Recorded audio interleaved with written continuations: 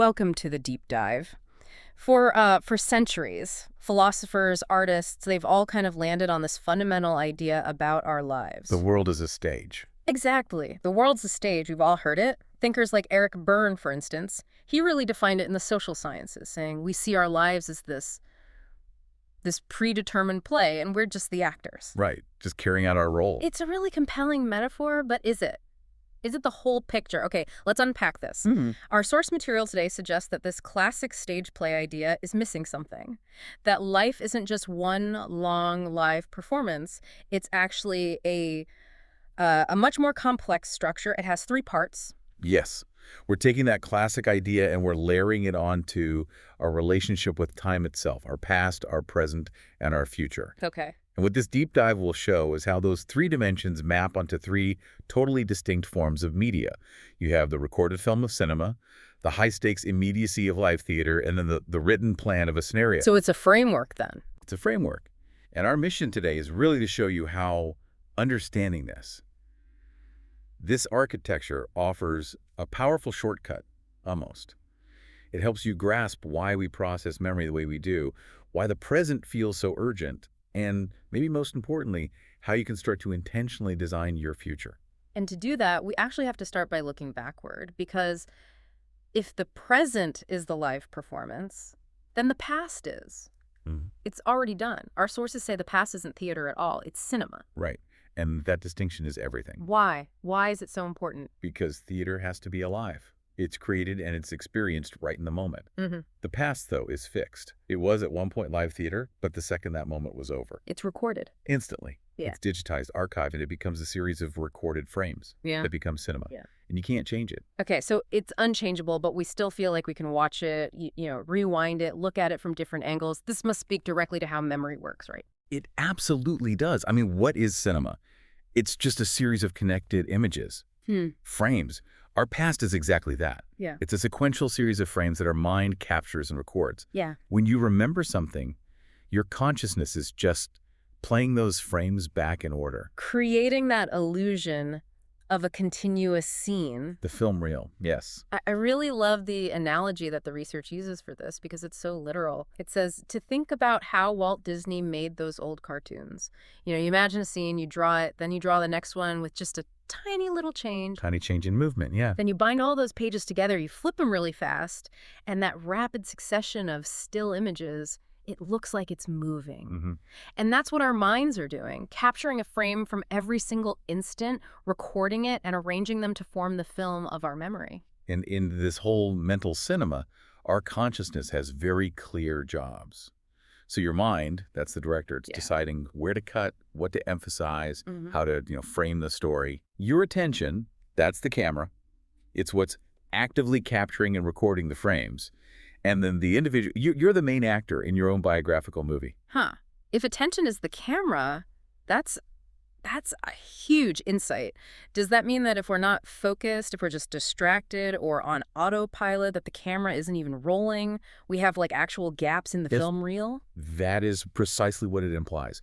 The quality of your past, of your film, is determined entirely by the quality of your attention in the present moment. Yeah. And what's more, the world around you, the people you meet, they all function as the set and the supporting actors. Which is fascinating, but also a little frustrating. It means you're pretty much the only one with access to your entire film archive. Right. And even we can forget scenes or misplace whole episodes. But hold on, if other people are just the supporting actors, doesn't that make things a bit self-centered, that we always see everyone else as secondary to our own story? I mean, does that work in the long run? Well, that's where the director's job gets really interesting, isn't it? The mind has the power of editing. We can't change the original footage, no, but we can change the meaning. We can add a different voiceover, reframe a scene, change the moral of the story. So you can't change what happened, but you can change what it means. Exactly.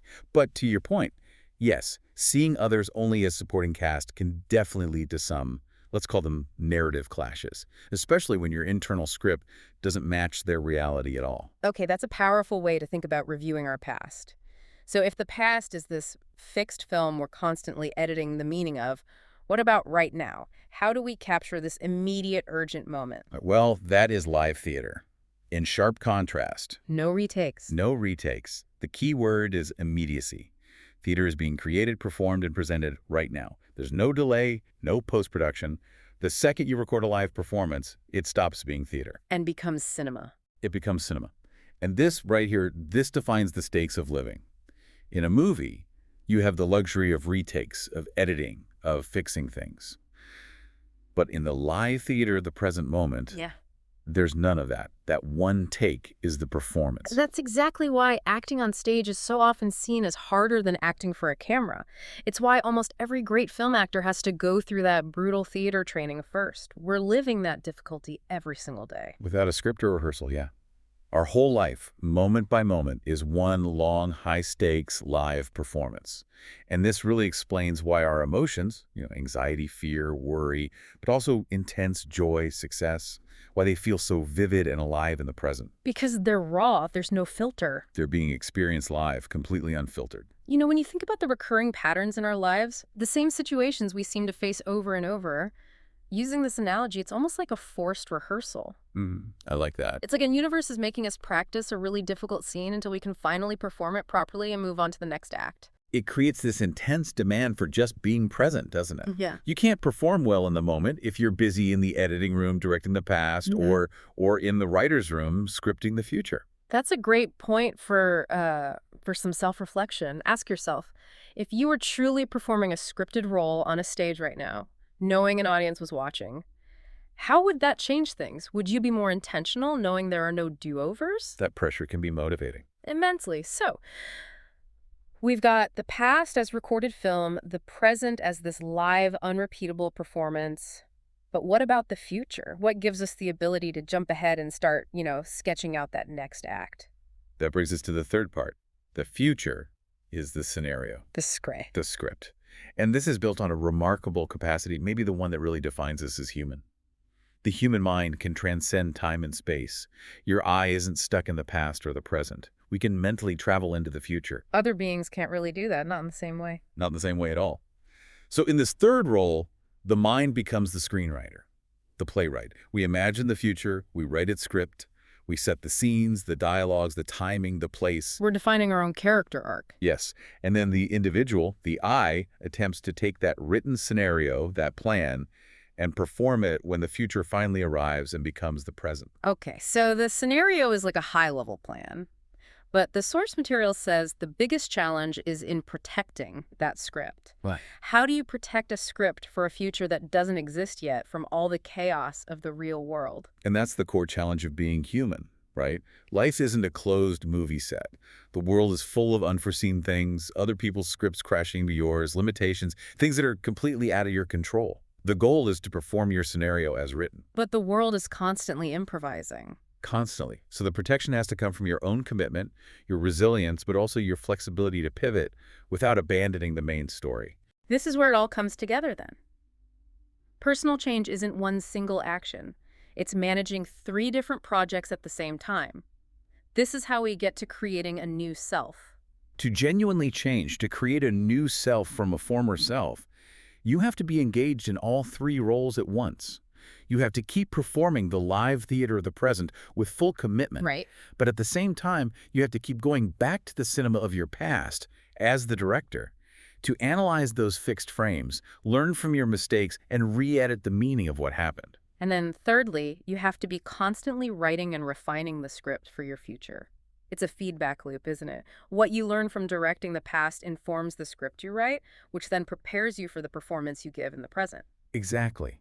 Our sources suggest that to make real, lasting change, you have to learn to look at all 3 of these stages from a higher perspective. What does that mean, a higher perspective? It means seeing the whole operation at once, managing the director, the actor, and the screenwriter all at the same time. That comprehensive view is the performance you're staging. It's an act of a profound self-authorship. It's an incredible idea, really. The human being isn't just an actor in a play someone else wrote. We're the ones who create the story, write the script, decorate the stage, direct the camera, and then we call that whole messy, complicated process life. We're the showrunners. The ultimate showrunners. So we're playing this triple threat role every second of every day. We are the actor in the live theater of the present, the director of the cinema of the past, and the screenwriter of the scenario of the future. And that leaves us with a final thought for you to take away.